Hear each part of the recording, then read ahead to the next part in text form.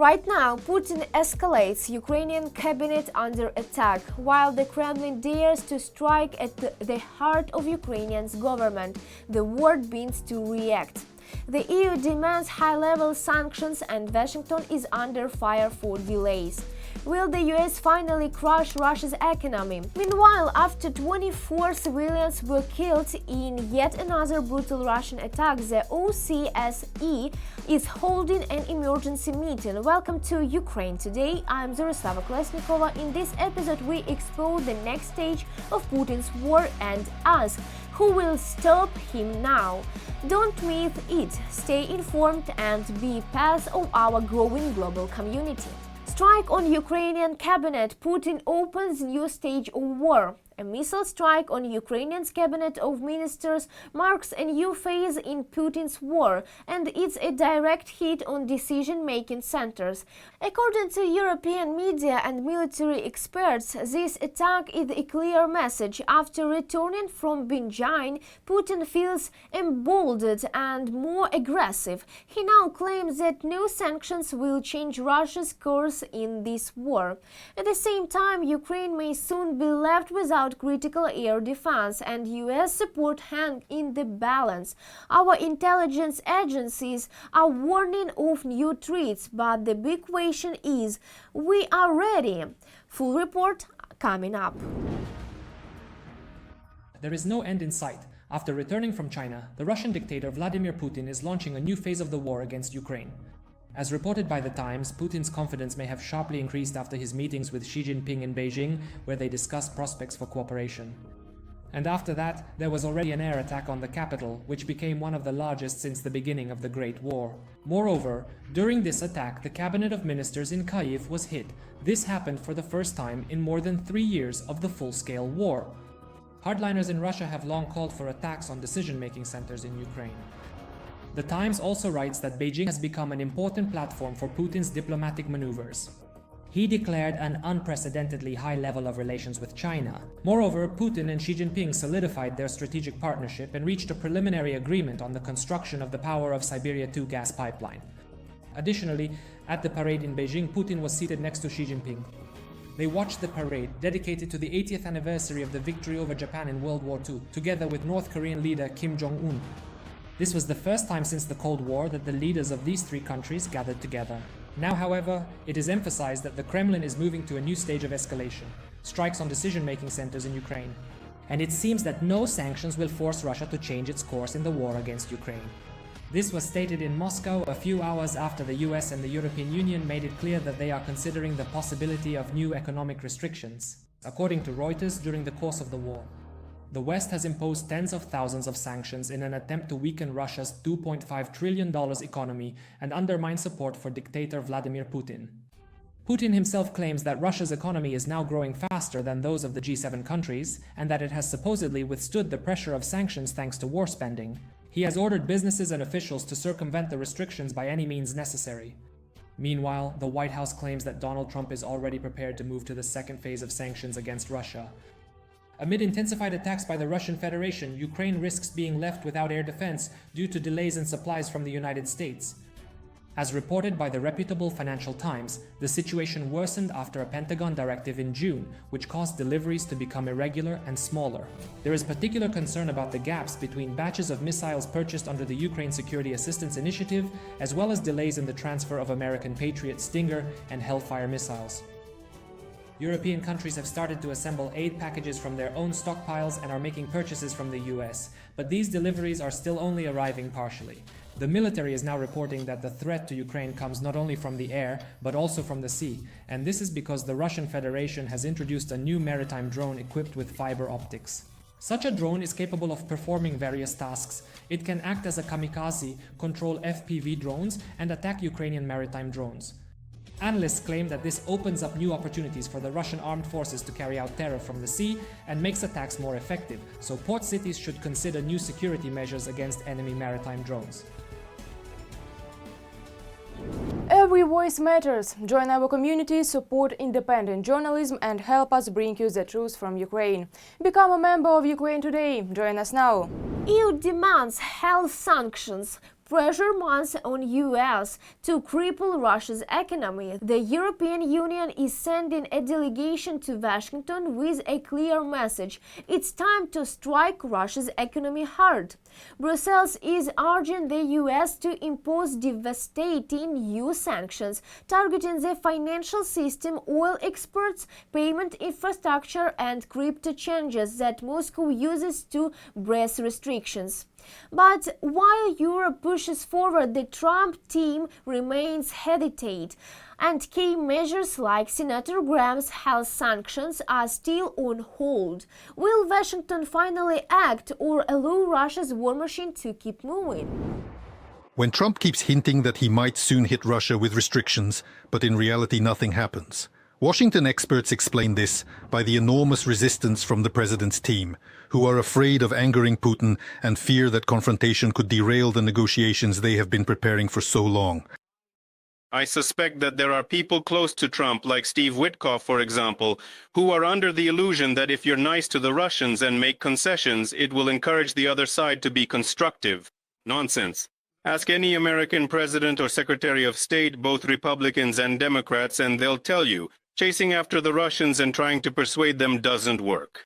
I believe that there is a possibility for negotiations with Moscow. That is, there's no need to curse at them, but the conversation should be conducted strictly as follows. Hit them hard, put pressure on them, and then have a polite and constructive discussion at the moment when they are ready for it.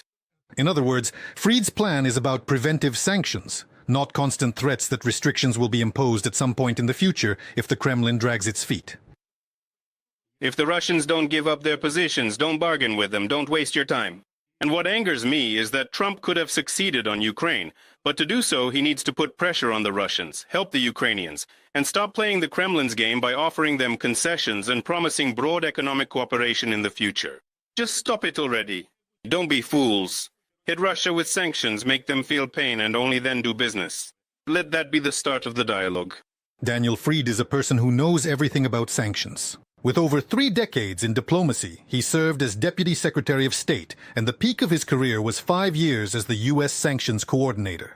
That is, he developed all American restrictions, prepared and implemented sanctions against Russia after the annexation of Crimea, and drafted the European blacklists.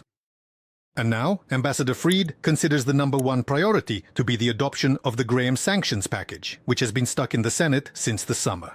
He says that a blow to Russian oil exports will be the most painful for Moscow and therefore will force them not to drag out negotiations. We still have an excellent sanctions option in our pocket to hit Russian oil sales. The Graham bill contains a wide range of tools for this. Yes, its main stick is Section 17, a proposal to increase tariffs by 500% on products from countries that import Russian oil. This is actually not very practical. How are we supposed to impose these 500% tariffs against China or India? But the good news is that the senators understand this and are planning to make changes. However, Congress still considers draconian tariffs as a last resort, as a form of punishment. But what can and should be done preventively, Fried says, is to paralyze the illegal oil shipments that the Kremlin has set up. Take out the rest of Russia's shadow fleet. Before leaving office, Biden's team struck at it, but only partially. They hesitated because they were afraid. They said that in an election year, it's risky to take steps that could lead to higher crude oil prices, because then gasoline prices will rise in the States. That was a mistake, and now we have to keep up the pressure. And now, as Europeans come to the States asking them to join the EU restrictions, Fried predicts the conversation won't be easy. Trump's inner circle still believes they are close to reaching agreements, to a peace deal, and they think, something Ambassador Fried strongly disagrees with, that sweeping sanctions at this stage are too risky. The Trump administration is acting far too slowly when it comes to sanctions against Russia in general. If I were still in my former position as sanctions coordinator, I would be putting pressure on the top officials. Attack the Russian economy, focus the sanctions on that. But Trump sees the war differently. They seek a deal, they want to lure Russia in. Rubio himself said that additional restrictions would push Moscow away from negotiations. And that's such a ridiculous lack of realism. But it is what it is. And if Washington ends up telling the Europeans no regarding large-scale sanctions, Ambassador Fried suggests targeting specific individuals, Russian businessmen and officials. He predicts that personal sanctions will be enough for now. Personal restrictions against specific individuals should work.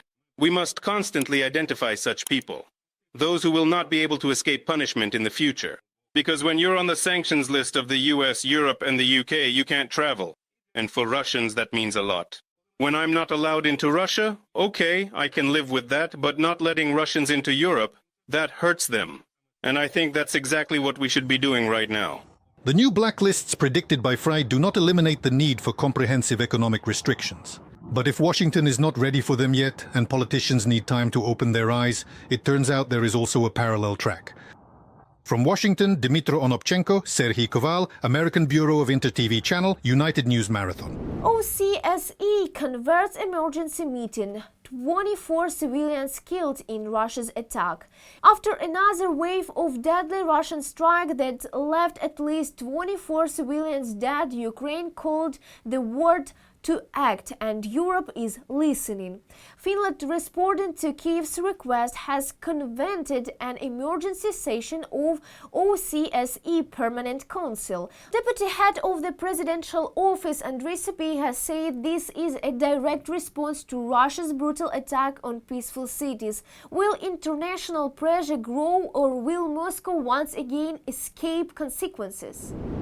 At least 24 people have been killed. On the morning of September 9th, the Russian army carried out an airstrike on the village of Yarov in the Donetsk region. The aggressor attacked a mobile post office unit at the moment when local residents were receiving their pensions. Ukrainian President Volodymyr Zelensky published a video of the aftermath of the strike on his Telegram channel. Such strikes by Russia must not go unanswered by the world. The Russians continue to destroy lives, yet they avoid new, tougher sanctions and stronger measures. The world must not remain silent. The world must not remain idle. A response is needed from the United States. A response is needed from Europe. A response is needed from the G20. Strong actions are needed to make Russia stop bringing death. Volodymyr Zelensky, President of Ukraine, on Telegram. Earlier, on the night of September 7th, the Russian army carried out the largest airstrike since the beginning of the full-scale war against Ukraine. According to the Air Force, the aggressor used more than 800 aerial weapons. Attack drones, ballistic and hypersonic missiles were launched at peaceful cities. Ukraine's air defense forces managed to destroy and suppress over 90% of the launched weapons. However, some UAVs and missiles did reach their targets. These attacks happen every single day. Each new attack is even more outrageous than the previous one. Russia has no intention of stopping this. That frightens me, but what scares me even more is that they strike residential buildings and people are dying. Maybe for them it's symbolic. Maybe they believe that attacking a government building carries symbolic meaning. But that will not change Ukrainians' determination to defend their country. For the first time since February 24, 2022, a government quarter building, the Cabinet of Ministers of Ukraine, was damaged during an attack. In the Sviatoshinsky district of the capital, 2 people were killed as a result of the attack, including a child, and 18 others were injured. In the Darnitsky district of Kyiv, a 4-story residential building was damaged. During the night and morning, Russian forces struck several districts of the Dnipropetrovsk region. As a result of the attacks, there are dead and wounded, as well as significant destruction of civilian infrastructure. Odessa was also targeted by the aggressor. 3 people were injured. Russia's atrocities will not go unpunished.